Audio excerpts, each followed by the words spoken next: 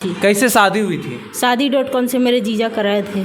शादी.com से आपके जीजा जी आपका शादी करवाए? हाँ, वही लड़का ढूंढे थे। हाँ। मेरा भाई घर देखने गया था। हाँ। और सब लोग आए थे मेरी शादी में। इनकी तरफ से कोई नहीं आया था। इनके मम्मी पापा आए थे।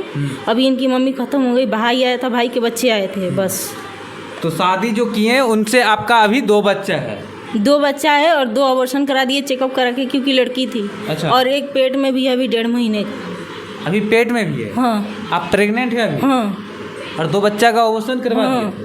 और मेरा लड़का हुआ तो खूब खाना पीना सब। जब लड़की हुई तो कोई मालिश वालिश कुछ नहीं। अभी भी मैं मतलब दर्द से बहुत परेशान रहती हूँ। अच्छा। आपके पेट में लड़की थी इसलिए उन्होंने अबॉर्शन हाँ, करवा दिया? 2 बच्चे। हाँ, 2 बच्चे। हाँ। आपने इसका विरोध नहीं किया? मेरा कोई साथ नहीं दे रहा, नहीं मायके वाले नहीं ससुराल वाले। कोई साथ नहीं दे रहे? ऐसा क्यों? क्योंकि मेरी भी दूसरी शादी है, इनकी भी दूसरी शादी। मेरी जब पहली शादी हुई थी तो मेरा बहुत सामान मिला था, जैसे जेवर। मेरी मम्मी दी थी चैन अंगूठी, जो भी लड़का को देता तिलक में। हाँ। और दहेज भी दिया था मेरी मम्मी ने 80,000 रुपये। हाँ। और भी सब चीज़ें, पलंग फ्रिज कूलर सब, तो वो सब वहीं पे छूट गया। नहीं मतलब ले आए हम लोग। तो उसके लिए कहती है कि तू ऐसी है वैसी है, सब सामान छोड़ आई, तेरे पीछे हम लोग कितना बर्बाद करेंगे। अच्छा, यानी कि आपका जो है पहले ही अरेंज मैरिज गार्जियन जो है घर से आपका शादी हुआ था। हाँ। और वो लड़का आपको पसंद नहीं आया या फिर अनपढ़ होगा, उनको आप छोड़ दिए। हाँ। उसके बाद से आप दूसरा शादी किए, वो भी आपके जीजा जी आपका शादी करवाएं शादी.com से। हाँ। और उसका भी दूसरा शादी है जिनसे आपने शादी हाँ, किया। उनका एक लड़की भी थी। तो जब हम लोग तलाक का पेपर मांगे तो ऐसे जिधर लड़की का मतलब कि लिखा हुआ था तो वो ऐसे टेढ़ा करके फ़ोटो खींच दी, उसमें लड़की का आया ही नहीं। तो हम पढ़े तो तलाक का था, तो हम सोचे कि तलाक मेरा भी हुआ है उनका भी हुआ है। हाँ। लड़की का नहीं उसमें था। मतलब तो दोनों पहले शादी से तलाक लेके एकदम क्लियर है। हाँ। हाँ। हाँ। दोनों ने मेरा उससे तलाक हुआ है पंचायत से। तो जब मेरी शादी हुई तो मेरा देवर कहने लगा कि इसका कोई वैल्यू नहीं है, इसको भगाओ, इसको मारो, इसको फिर से बोलो तलाक लेके आए। कब शादी किए थे दूसरे पति से आप? 2019 में 15 जुलाई को नोएडा शिव मंदिर में। नोएडा शिव मंदिर में? नोएडा ही रहते हैं आप? हाँ, नोएडा। कब से नोएडा रह रहे हैं? नोएडा अभी मेरा हस्बैंड के साथ 1 साल हो गया। 1 साल हो गया। हाँ। उससे पहले कहाँ रह रहे थे? उससे पहले मैं फिरोजाबाद आगरा। हाँ। क्या आपके साथ परेशानी आखिर क्या हुआ? अच्छा देख रहे हैं आपके 2 बच्चे हैं अच्छे, फिर क्या परेशानी हुआ कि आप नोएडा से यहाँ बिहार पटना आए नारायण? मैं जब शादी करके गई तो मुझे पहले तो पता नहीं था कुछ। ये बहुत मतलब कि जो मेरे हस्बैंड थे फ़ोन पे कहते थे तुझे यहाँ ले जाऊँगा घुमाने, ऐसे ले जाऊँगा, तेरे नाम से ये खरीद दूँगा, ऐसे वैसे। तो पढ़े लिखे में तो मैं सोची इतना कमाते होंगे सब कर देंगे। जब वहाँ पे गई तो कुछ नहीं था, 10-12 हज़ार रुपये कमाते थे आगरा में। ठीक है, तो अभी यहाँ नोएडा आ गए तो अच्छा इनकम है, कमाते। तो वहाँ पे जब मेरी शादी हो के गई तो मुझे पता चला कि मेरी देवरानी और देवर नहीं चाहते थे कि शादी हो, क्योंकि वो लोग सोचते थे कि इनका बच्चा उच्चा है नहीं तो इनको हम लोग सेवा करेंगे और हमारी सारी संपत्ति हो जाएगी। ये ज़बरदस्ती शादी की। जब शादी करके गई तो ये लोग मुझे दोनों टॉर्चर करने लगे, मेरे देवर और देवरानी। ऐसे मतलब टॉर्चर करते हैं कि वो दिखाई भी नहीं देता। पहले गाली देता था तो मैं ससुर से बोली तो वो बोले कि गाली ही देता है ना, देह में नहीं चिपकता है ना। अब मुझे गंदी गंदी हरकत करने लगा, जैसे देख के मतलब अपनी प्राइवेट पार्ट को खुजाना, ऐसे करना, दिखाना। जब मैं रूम में रहूँगी तो ऐसे करता है। अब वो चीज़ मैं किसी से कह नहीं पाती। एक बार ससुर से कही तो लोग कोई कुछ नहीं बोले। अच्छा, शादी के कितने दिन आप लोग साथ खुशी से रहे? 1 दिन भी नहीं। जैसे सुहागरात मेरा हुआ उसके बाद मेरी देवरानी मेरे हस्बैंड के साथ रहती थी। मैं 2 बार पकड़ी हूँ, एक बार किचन में, एक बार उसके रूम में। मतलब आपके पति आपसे सुहागरात के दिन ही साथ थे, उसके बाद से वो देवरानी के साथ 2-4 दिन नहीं, 2-4 दिन मेरे साथ थे। हाँ। और मैं देवरानी के साथ 2 बार पकड़ी हूँ, क्योंकि मेरा देवर कोर्ट चला जाता है। मेरा ससुर लेखक भी हैं और सरकारी मतलब रिटायर हैं टीचर से।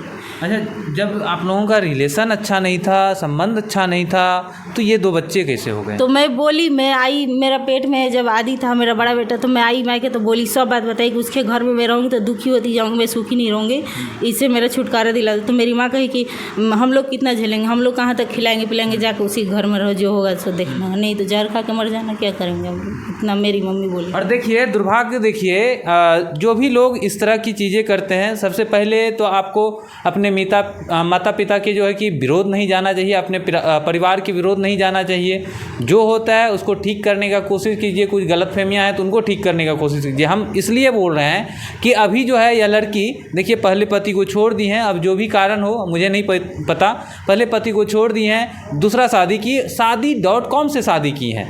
और देखिए उनको ना जानते थे, ना पहचानते थे, ना कोई कांटेक्ट था। शादी करने के बाद क्या इनका आज दिन है वो आप लोग सामने देख पा रहे हैं। जब से आई हुई है ऑफिस में एकदम सामने आई, एकदम रोई जा रही है, देख के आप मतलब सोच भी नहीं सकते हैं। और अभी इनसे हम जब पूछें कि ठीक है अभी यहाँ से ऑफिस से निकलिएगा तो आप कहाँ जाइएगा, तो ये बोल रहे हैं कि यहाँ से फिर मुझे नोएडा ही जाना है। आप सोच के देखिए, एक लड़की नोएडा से आती है, बिहार में जिनका अपना घर हो, अपना माँ बाप हो, अपना मकान हो, वो वहाँ नहीं जाएगी, अपने मायके नहीं जाएगी, अपने मम्मी पापा के पास नहीं जाएगी, क्योंकि मम्मी पापा इनका इतना विरोध करते हैं, इनको मतलब देखना नहीं चाहते हैं और वो नहीं चाहते कि वो यहाँ आए।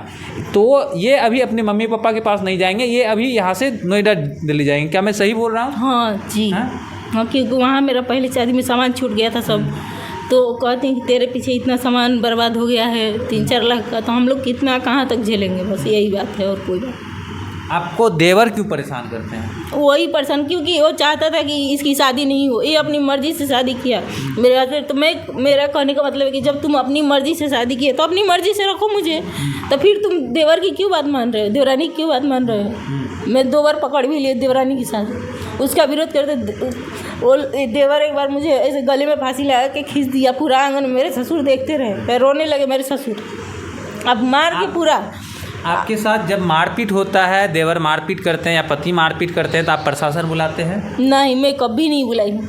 तो क्योंकि वहाँ पे वो लोग ये मेरे देवर का सब जान पहचान का है, यही मुझे मारा। हाँ, मुझे मारा और ऊपर से यही पुलिस बुलाया। हाँ। पुलिस फोटो खींच के ले, पुलिस उल्टा मुझे ही डांटी कि तुम ही आपको डांटी? हाँ, मुझे ही परेशान कर। क्या बोल रहे थे? हाँ, मतलब कि तू ही सबको परेशान करती है। हाँ। और देखिए जो दिल्ली की पुलिस है वो किस तरह, फिरोजाबाद, हाँ, जो फिरोजाबाद की पुलिस है, देखिए उनका किस तरह से रवैया है।